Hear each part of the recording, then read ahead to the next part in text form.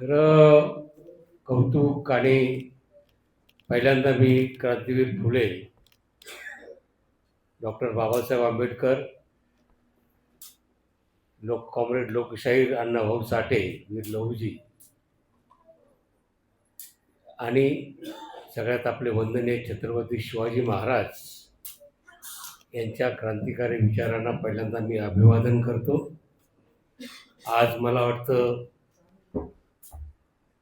चळवळीत असताना अनेक बहुमान मिळाले, अनेक पुरस्कार आणि गोष्टी घडल्या, परंतु आज मला विशेष इथे अभिमान आणि चळवळीत आपण जे केलं 50-60 वर्ष, त्याचे आज मला वाटतं कुठेतरी फळं दिसतात. आणि या मातंगवादी आंबेडकर मातंगवादी परिषदेचं उद्घाटन माझ्या हस्ते होत आहे. हा मी आयुष्यातला फार मोठा बहुमान समजतो. यासाठी की बाबासाहेब आंबेडकर आणि त्यांचं हे सांगण्यापूर्वी मला वाटतं सगळ्यांना सांगतो की आपण डोक्यात तुमच्या काय विचार असतील ते काढून टाकावे, कारण आपण खूप ओझ्याखाली असतो. आपल्याला मग वीर लहूजी वाचतात, अण्णाभाऊ साठे, बाबासाहेब आंबेडकर, भीमा कोरेगाव, इंग्रज, हे सगळ्यांचं एक संबंध. आणि देशामध्ये आज सगळ्यात जास्त देश हरित क्रांती झाली की माहीत नाही, पण आपल्या देशामध्ये अफवांचं पीक फार जोरात मोठं झाली गेल्या 10-12 वर्षात. आणि त्याद्वारे आपल्या डोक्यात निरनिराळे विचार भरवले जातात. आणि म्हणून सुरुवातीला मी एक गोष्ट सांगतो. म्हणजे तुम्हाला माहिती आहे, भिक्खू आनंद, भंती आनंद होता बुद्धाचा पटशिष्य. तो भाष्यकार होता बुद्ध तत्वज्ञानाचा. तर तो एके ठिकाणी रात्री गावातून जे कटोरे भिक्खू संघ हे करतात ते मागून विहारात परत होते. आणि परतत असताना संध्याकाळ झाली होती, झुंजू. आणि ते विहारात परतत असताना मध्ये एक नाला, ओढा म्हणतो आपण गावाला, तो लागला. आणि तिथे एक तरुणी उभी होती संध्याकाळी. भंती आनंदाच्या लक्षात आलं तिची अडचण. तिला तो नाला पार काढायचा होता, पाणी भरलेलं होतं. तिने भिक्खू आनंदाने तिला उचललं, खांद्यावर घेतलं आणि पलीकडच्या किनाऱ्यावर नेऊन सोडलं. सगळे भक्तगण आणि भक्त विहारात आले. आणि सगळ्यांच्या चेहऱ्यावर एक चिंता होती. काय हे होतं, अरे एवढे हे बुद्धाचे तत्वज्ञानाचे भाष्यकार. त्यांनी विचारलं, तुम्ही चिंताग्रस्त का दिसता? तर म्हणाले, विचारू का? तर म्हणे, विचारा. तुम्ही बुद्ध तत्वज्ञानाचे भाष्यकार, तुमच्या एवढं तत्वज्ञान तुम्ही सांगता आणि सरळ एका बाईला उचलता, तरुणीला, हे कसं काय? ते म्हणतात त्यांना, अरे तुम्ही वेडे आहात म्हणाले. त्या तरुणीचं ओझं मी त्या किनाऱ्यावरच सोडून आलंय. मला याचं वाईट याचं वाटतं की ते ओझं अजूनही तुमच्या मनावर तुम्ही बाळगून आहात. आपल्या अंगावर हे ओझे असतात खूप, आणि हे डोक्यात आपलं भरलेलं असतं. आज मला वाटतं आपण एका स्वच्छ आणि संविधानिक दृष्टीतून आज बाबासाहेब आंबेडकरांकडे बघतो. ही मला वाटतं एका या काळाच्या परिस्थितीच्या बाबत ही क्रांतिकारक अशी गोष्ट आहे. उद्या हीच परिषद उद्याच्या इतिहासामध्ये एक क्रांतीचं पाऊल म्हणून नोंदवलं जाईल, याची तुम्ही खात्री बाळगा. आपण कारण देशामध्ये ज्यांनी आम्हीच बाबासाहेब आंबेडकरांचे वैचारिक वारसदार आहोत, इतर कोणाला अधिकार नाहीत. त्यांचा एक अस्तंगत काळ होत असताना एक नवा उदय होतोय.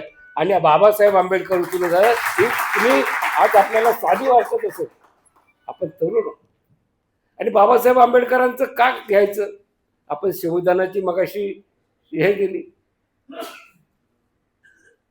आज हा सुदर्शन सारखा, मुक्ता सारखे लोक एक सातत्याने त्यांच्या शोमधून, त्यांच्या भाषणातून, सगळ्यातून एक प्रचार करतायत. त्यांना धमकी येतात. हे का होतंय की बाबासाहेब आंबेडकरांनी काय सांगितलं? ज्यांच्या पायाखाली जमीन नव्हती, डोक्यावर छप्पर नव्हतं, सत्ता, संपत्ती आणि प्रतिष्ठा याच्यापासून जे लोक वंचित होते, त्यांना एक मानवी मूल्य हक्काचं एक, तेही माणसं आहेत हे दाखवण्यासाठी झालं. पण परिस्थितीनुसार आपल्या बाबासाहेब आंबेडकरांच्या चळवळीचा एक केला अभ्यास. तर मला वाटतं बाबासाहेबांनी देखील मातंग परिषदा वगैरे आता घोलप वगैरे तो इतिहास मी सांगत बसत नाही. या नव्या जाणीवा घेऊन आपण येतोय आणि अशा परिस्थितीत येतो आहोत एकेकाळी की बाबासाहेब आंबेडकरांच्या विचाराच्या नावाने मगाशी सगळे जे म्हणत होते बाबासाहेब आंबेडकर एक बाजारात विकायला म्हणजे चलनी नोटासारखा वापर होतो आणि ते जर असं विकाऊ त्याचे धंदे चालू असताना ही परिषद होते. मला वाटतं याचं महत्त्व आहे आणि याची गरज काय की देशातला सामान्य माणूस मातंग समाज आहेच. मातंग समाजामध्ये तर ह्या चळवळीविषयी एकूण बाबासाहेबांविषयी काय काय काय केलं जातं मला माहिती आहे. म्हणजे आमचे मित्र आहेत सगळे हे सचिन असेच एक आपण सांस्कृतिक याच्यात एक परिषद भरवली होती. अरे पहिलं बाबासाहेबांवर जे गीत लिहिलेलं आहे ते एका मातंगाने आता त्यांना म्हणून लोकशाहीर अण्णाभाऊ साठे लिहिले जग बदल घालून गाव सांगून गेले मला विनोद. एक कृतिक आज चळवळीतलं गाणं आहे आणि बाबासाहेब अण्णाभाऊ तेच सांगतात ना 1958 साली जे पहिलंच दलित साहित्य संमेलन भरलं होतं 2 मार्चला मुंबईत. त्याच्यात त्यांनी सांगितले पृथ्वी ही शेषाच्या मस्तकावर तरलेली नाही ही दलितांच्या श्रम तळहातावर तरलेली आहे हे सांगणारा एक मातंग समाजातला क्रांतिकारक आणि त्याचे आपण वंशज आहोत. बाबासाहेब आणि नंतर सांगतात का की बाबासाहेब भीमा कोरेगावच्या याला कसे तुमच्या मनामध्ये भरून देतात. बाबासाहेब भीमा कोरेगावला महार हे ब्रिटिशांच्या बाजूने लढले आणि वीर लहुजी असतात एक कुठे ब्रिटिशांच्या विरुद्ध लढले म्हणजे आपसात धुई माजून देण्याचं जे काम. अरे बाबासाहेब आंबेडकरांनी सांगितलं पेशवाईचा अंत झाला आणि ती ज्या वेळेस ते सैनिक लढले एक सामाजिक परिस्थितीचा परिपाक होता म्हणून बाबासाहेब आंबेडकर पुण्यातूनच शिवराम जानबा कांबळे होते त्यांना 27 साली बाबासाहेब आंबेडकरांना घेऊन तिथे गेलं. आणि बाबासाहेबांचा विचार तरी काय बाबासाहेब काय का एक आपण जे जाती जातीत मगाशी सुदर्शने महापुरुषांना जातीत जातीत वाटण्याची गरज नाही पण आज देशामध्ये ती परिस्थिती आलेली की बाबासाहेब आंबेडकरांनी एक जी चळवळ सुरू केली ती परदेशात त्यांनी लोकशाही बघितली आणि आपल्या देशामध्ये जाती व्यवस्थेची उतरण बघितली. खरं म्हणजे हे फार पूर्वी व्हायला पाहिजे होतं परंतु काही लोकांच्या स्वार्थीपणामुळे आणि हे मी सातत्याने प्रयत्न केले. मी पहिल्यांदा मी जर कथा कोणी वाचलं असेल माझा 1978 बुद्ध मरून पडला नावाची जी गोष्ट आहे बांधावरची माणसं या कथा संग्रहामध्ये त्यामध्ये प्रचंड वादळ उठलं होतं. अण्णाभाऊ साठेंना मी लहानपणी मी ज्या लेबर कॅम्पात ते होते त्याच लेबर कॅम्पात माझा जन्म झालाय आणि विशेषतः आमच्या घराशी म्हणजे अण्णाभाऊ वाटेगावून आमच्या कल्याणहून आल्यानंतर लेबर कॅम्पमध्ये आले आणि तिथे कम्युनिस्ट पक्षाचे जे लोक होते त्याच्यामध्ये माझ्या आईचे मामा कॉम्रेड शंकर नारायण पगारे मी हे तिथे होते आणि त्यातून एक बाबासाहेबांनी जे आंबेडकरी जलसे बघितले अण्णाभाऊजवळ आपल्याजवळ जी कला असते ढोलकीतून दुनियाची त्यांना सजग केलं आणि तिथून लालबावटा कला पथक 1944 साली गेलं. आणि तुम्हाला म्हणजे मला रोमांच आठवतो मी लहान होतो अगदी लेबर कॅम्पात आल्यानंतर मला त्यांनी शांताचा जगन म्हणून उचलून घेतलेले अण्णाभाऊने हे मला अतिशय महत्त्वाचं आणि म्हणून 75 मी अण्णाभाऊ साठेंचा पहिला 75वी झाली तो ग्रंथ मला वाटतं सर हे सांगायचं कारण हेच की अण्णाभाऊंचं आपण एक हे करतो पण अण्णाभाऊने जे विचार सांगितले कामगार शेतकरी कष्टकऱ्यांचे ते घेऊन आणि बाबासाहेब आंबेडकरांनी जी लोकशाहीची व्याख्या सांगितली संसदीय मार्गाने ते घेऊन आपण एक भारताला स्वातंत्र्य मिळाल्यानंतर आपण आलो आणि जे लोकांशी स्वातंत्र्याशी काही संबंध नाही ज्या लोकांनी सतत बाबासाहेब आंबेडकरांच्या संविधानाला विरोध केला भारतीय तिरंग्याला विरोध केला ते लोक आज बसलेत आणि एक ब्राह्मणी वर्चस्ववादाच्या नावाने एक ही परिषद ह्याही महत्वाचं आहे एका प्रतिक्रांतीच्या युगात सुरू होते. म्हणजे बाबासाहेब आंबेडकरांनी रेव्होल्युशन आणि काउंटर रेव्होल्युशन क्रांती आणि प्रतिक्रांती ह्या ग्रंथात सांगितलेलं आहे की ज्यावेळेस समाजातला खालचे वर्ग नाकारलेले समूह ज्यांच्या हातात काही नसतं असे समूह ज्यावेळेस मुख्य प्रवाहात येऊन इथल्या आर्थिक नसणाऱ्या इथल्या सांस्कृतिक क्षेत्रात साहित्य क्षेत्रात आणि सामाजिक क्षेत्रात मोठे व्हायला लागतात त्यावेळेस त्या वर्णवर्चस्ववादी प्रवृत्तीला धक्के बसतात आणि ती वरची प्रवृत्ती हे हक्क एकजून येण्यासाठी आपल्याला परत तिथे एक क्रांती सुरू करतात धर्माच्या आणि आपूच्या संबंध नावाने, आणि त्याला ती सुरुवात झालेली आहे. संबंध खालचे समूह त्या आरक्षणाच्या नावाने असतील, ते जाणीवेतून शिक्षणातून पुढे येत असतील, त्यांना जी धक्के बसतात त्याच्यातून हे सुरू झालेलं आहे. आणि आपल्याला पुन्हा त्यांना तो वर्णवर्चस्ववादी मनोवादी, याला ब्राह्मणी प्रवृत्ती म्हणतात, तिच्यातून हे सगळं झालेलं आहे. देशाचं संबंध राष्ट्रीयकरण आपण होत होतं, त्याचा संबंध सवलती मिळत होत्या, कामगार क्षेत्रात असेल, शैक्षणिक क्षेत्रात होत्या, या संबंध त्या प्रायव्हेटायझेशन खाजगी करून आज मला वाटतं संबंध दोन बड्या भांडवलदारांच्या अदानी सारख्यांच्या लोकांमध्ये हातात घेऊन तर ते खाजगीकरण केलं जाते. याचा अर्थ काय? याचा अर्थ देशाची संपत्ती ही माणसासाठी न वापरता ती मोठमोठ्या लोकांसाठी वापरायची आहे. आणि म्हणून आपल्याला एक कुठेतरी जे आपण एक स्वाभिमान घेऊन उभं राहिलेलं, बाबासाहेबांनी जी आपल्याला शिकवण दिलेली 1927 साली महाडच्या चौदार तळ्याच्या सत्याग्रहामध्ये, जे चौदार तळ्याचं पाणी बाबासाहेबांना काय पाणी तिथेच प्यायचं होतं असं नाही, त्यांना एक दाखवून द्यायचं होतं माणुसकीचा हक्क आहे. आणि आज परत ती वेळ येत चाललेली आहे आणि अशा वेळी ही परिषद भरत आहेत. याच्यातल्या युवकांची मोठी जबाबदारी आहे. आंबेडकरवाद म्हणजे काय? आंबेडकरवाद म्हणजे साधारणतः हे कुठच्या एक तुम्ही डोक्यातून पहिल्यांदा काढूनच टाकलं पाहिजे सगळ्यांनी, आपल्या विशेषतः सगळ्या. बाबासाहेब आंबेडकर केवळ एका समाजाचे नेते नव्हते, ते केवळ अस्पृश्यासाठी लढले, पण या देशात त्यांनी पाण्या प्रश्नावर बोललेत, शेतीच्या प्रश्नावर बोललेत, आर्थिक सामाजिक जागतिक प्रश्नावर, सगळ्या प्रश्नावर बोललेत. विशेषतः या देशामध्ये लोकशाही टिकावी याच्यासाठी त्यांनी त्याचं एक हे केलेलं आहे. आणि म्हणून या देशातील जिथे जिथे मानवाच्या नावावर जातीच्या, धर्माच्या, वंशाच्या, पंथाच्या नावाने अत्याचार होते, तिथे तिथे बाबासाहेब आंबेडकर उभे राहिलेले आहेत. म्हणून बाबासाहेब आंबेडकर केवळ महाराष्ट्र किंवा एका समाजाचे मुक्तीचे नेते नव्हते, तर ह्या देशातील मानवमुक्तीच्या नव्हे, देशातील नाही जगातील मानवमुक्तीच्या लढ्याचे नेते होते. हे आपण मनात आपण घेतलं पाहिजे. आणि म्हणून बाबासाहेब आंबेडकरांकडे हा वैश्विक दृष्टिकोन होता. आज जगात बघितल्यानंतर, जगातले तुम्ही कुठे गेल्यानंतर आज 69 देशामध्ये बाबासाहेब आंबेडकरांची जयंती साजरी होते. बाबासाहेब आज चळवळ, तुम्हाला आंबेडकरी चळवळीच्या नावाने जे लोक उभे आहेत, तुम्हाला वाटत असेल आज तिथे फाटाफूट आहे हे आहेत, पण बाबासाहेब आंबेडकर तात्विकदृष्ट्या अत्यंत मजबूत असे उभे होत आहेत देशात परदेशात. तुम्ही पाहिलं असेल संग्राम पाटील नावाचा डॉक्टर, याच्यावर बंदी घालायचा विचार चाललेला आहे. कारण का? तो बाबासाहेबांचे विचार सगळीकडे चालतो, त्याची चौकशी सुरू करतो.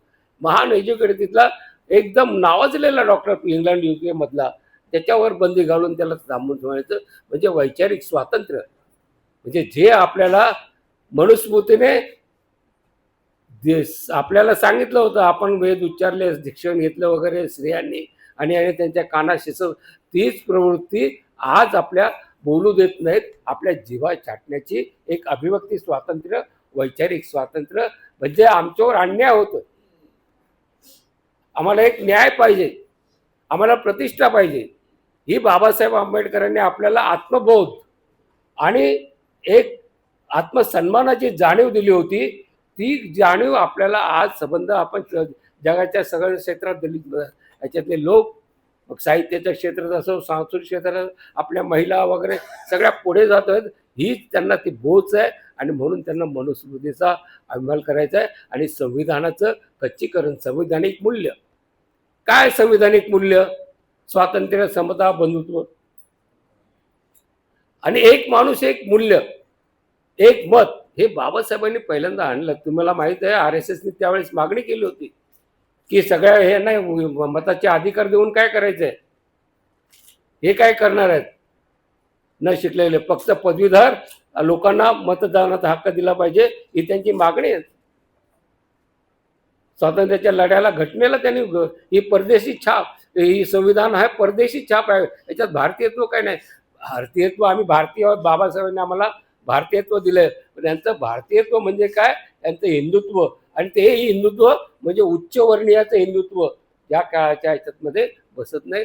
आणि अशा परिस्थितीत पुन्हा एकदा म्हणू डायरेक्ट आता म्हणू शकत नाहीत, परंतु ह्या देशामध्ये जी संविधानिक मूल्य, मग संबंध, खालचे वर्ग, शिक्षण पद्धतीत, तुम्ही शिक्षण पद्धतीत पासून बघा, संबंध इतिहास बदलण्याचं काम, इतिहासाचं विकृतीकरणाचं काम होत चाललेलं आहे. इतिहासात मधलं जो भारत देशामध्ये बंधुभाव होता, देवळं कोणी पाडली, तुम्ही राम पुनियानेचे व्हिडिओज बघत असाल तर त्या देशामध्ये देवळं कोणी पाडली जास्त हिंदू मंदिर, हे तुम्ही बघा. संबंध हे इतिहासाचं विकृतीकरण चाललेलं आहे आणि या देशामध्ये पुन्हा एकदा ती मनोवादी प्रवृत्ती जोपासण्याचं काम एक धर्माच्या आधाराच्या नावाने एक होत आहे. मला वाटतं हे जास्त दिवस चालणार नाही. आपल्याला आंबेडकरवादी तरुणांनी हा आंबेडकरवाद केवळ मातंग समाजाने नाही, परंतु मातंग समाजाने पुढाकार घेतला. ही क्रांतिकारी गोष्ट आहे, पण तो वैश्विक पातळीवर नेण्याचं काम आता आपली सगळ्यांची आहे. आणि माझ्यासारखा कार्यकर्ता, मी जास्त बोलत नाही, तरुण कार्यकर्ते इथे मला फार बरं वाटलं. मगाशीच आम्ही सांगितलं होतं, मगाशी आपल्या कार्यक्रमाला तरुण कार्यकर्ते येत नाहीत, नवीन कार्य आज ही आलेले आहे आणि याचं पुढच्या आंबेडकरी चळवळीच्या नव्हे, या देशातील समतेच्या लढ्याचं नेतृत्व हे मातंग समाजाने घ्यावं. केवळ मातंग आणि त्याच्या पाठीमागे आमच्यासारखे अनेक लोक उभे राहतील. अनेक लोक ज्यांना केवळ वाटतं बाबासाहेबांनी एका जातीचं वगैरे आणि बाबासाहेब केवळ आमचे पेटंट आहे आणि आमचा सिक्का आहे, हे काढून हे ज्यांना वाटतं त्यांना बाजूला सारून आज नवीन कार्यकर्ते, परंतु योग्य मार्गाने गेलं पाहिजे. आंबेडकरवाद नावाच्या निवडणुका झाल्या, संबंध निवडणुकीत काय झालं आपण बघितलं. संबंध जी वाताहत झालेली आहे चळवळीची, म्हणजे मला वाईट असं वाटतं की आंबेडकर चळवळीमुळे ठीक आहे संसदीय लोकशाहीमध्ये निवडून जात नव्हतं, परंतु आंबेडकरी चळवळीची बौद्धांची जी रस्त्यावरची दहशत होती ती देखील संपत चाललेली आहे. हे लक्षात घ्या. चळवळीच्या आपण प्रश्न जे मांडतो, आपल्याला एक संघटितपणे वैचारिकपणे आपल्याला अजेंडा तयार करावा लागेल. मातंग जे कार्यकर्ते काम करतात, आंबेडकरवाद म्हणजे काय हे नेमकं समजावून घ्यावं लागेल. याच्यासाठी आपल्याला शिबिरं आयोजित करावी लागतील, कार्यकर्त्यांचे अभ्यास वर्ग आयोजित करावे लागतील. पाठीमागे यांच्याशी एक अशी फळी, ज्याला मी नेहमी म्हणतो की आंबेडकरी चळवळीला एक ऊर्जा केंद्र पाहिजे, जिथून सर्वत्र एक संबंध विचार सध्याच्या परिस्थितीचा आकलन करून त्याचा अभ्यास करून समग्र आपली रणनीती या पुढची लढ्याची नेमकं काय असलं पाहिजे. केवळ जयभीम बोललं आणि चलो नमो तसं होईल तसं, किंवा जयभीम बोलो किधर भी चलो, ही प्रवृत्ती न राहता आपल्याला, कारण लढ्याच्या आता शैली बदललेल्या आहेत, लढ्याचा गुणात्मक आणि स्वरूपात्मक असे फरक झाले आहेत. आपल्याला पूर्वीसारखे आम्ही पॅन्थरच्या काळामध्ये जे जिंदाबाद हे करत आणि हे करत ह्या हे गोष्टी केलेल्या आहेत त्या काळात. आम्ही कधी आज हे जायचो पॅन्थरचे कार्यकर्ते, ज्यावेळेस पोलीस स्टेशनचा मंत्रालयाचा दरवाजा कधी हाताने उघडत नव्हतं, पायाने ढकलून जायचो आणि सांगायचं आमच्यावर 2500 वर्षां ही धमक तरुणामध्ये आली पाहिजे. परंतु आज लढ्याच्या शैली बदललेल्या आहेत आणि सगळ्यांनीच काय आपल्या, मी शहीद होण्याला सांगत नाही, पण आपण जिथे असाल, ज्या पोझिशनमध्ये असाल, ज्या शक्यतेमध्ये असाल, त्यामुळे चळवळीला तुम्ही सहकार्य केलं पाहिजे. या विशेषतः मातंग समाजातील अनेक सुशिक्षित आणि माझे मित्र आहेत, खूप म्हणजे मला पण मातंग समाजाचे पूर्वी मी सांगायचं, मला विचारलं तुम्ही अण्णाभाऊ साठेवर मी जास्त लिहिलं, त्यावेळेस त्यांना वाटायचं ते म्हटलं असं नाही, विचार बाबासाहेबांचा तर द्यायचं. एक मातंग हा आपली जात आहे आणि ही एक लढाऊ जमात आहे, याला इतिहास आहे. म्हणजे बाबा अण्णाभाऊंची फकीरा ज्या द्वेषाने लढला, हा फकीरा पुन्हा जागा होतोय असा मला वाटतं. अण्णाभाऊंचा हा फकीरा जागा झालेला आहे आणि एक बंडाची तलवार घेऊन संबंध, एक घोड्यावर स्वार होऊन हातात तलवार घेऊन जातात, हातात तलवार एकतर, पण आज एक बाबासाहेब आंबेडकरांचा विचाराचा झेंडा घेऊन हा फकीरा आज रणांगणात उतरलेला आहे आणि हेच मैदान काबीज केल्याशिवाय राहणार नाही याची मला खात्री वेळ बराच झालेला आहे. तुम्ही शिबिरं घ्या आमच्यासारखे. म्हणजे मला तर फार बरं वाटतं, ही चळवळ उभी राहते आणि चळवळीचं बाबासाहेबांचा रिपब्लिकन पक्ष एक जाती एक पायावर कधीच नव्हता. एक व्यापक आणि सर्वसमावेशक असे लोक होते संबंध. अत्यंत मातंग समाजाचे कार्यकर्ते रिपब्लिकन चळवळीत होते. सोलापूरचे आपले इतके खूप नाव तो इतिहासात मी जात नाही. परंतु ह्या मधल्या काळात जी आंबेडकरी चळवळीमध्ये आणि राजकारणामध्ये जी बीज पेरली गेली ती फाटाफुटीची, तिच्यावर मात करून तुम्ही तरुण आज एका ह्या काळामध्ये, ज्या काळामध्ये सत्ताधाऱ्यांनी अनेक प्रलोभनं हे दलित चळवळीच्या पुढे टाकलेले असताना ती प्रलोभनं ठोकरून त्याला लाथ मारून आंबेडकरी वादाकडे वाटचाल होतोय. या फार मोठी गोष्ट आहे. आज इथे मोठ्या संख्येने आपण इथे आलात. मला माझ्या चळवळीचं आपण काहीतरी केलं त्याचं काहीतरी सार्थक वाटतं. माझ्यासारख्या एका कार्यकर्त्याला आज खरंच एक अभिमान आणि स्वाभिमान आलेला. हा टिकून ठेवा, हा टिकून ठेवलं पाहिजे. कारण आपल्यामध्ये दलित चळवळीमध्ये एक व्यापक अर्थाने बोलतो की व्यक्तिगत आणि व्यक्तिगत अहंकार, व्यक्तिगत स्पर्धा या टाळून आपल्याला एका ध्येयाकडे जायचं आहे, ही जिद्द बाळगा. आणि याचं उद्घाटन मी मगाशी सांगितल्याप्रमाणे ऐतिहासिक नोंद हे घेईल.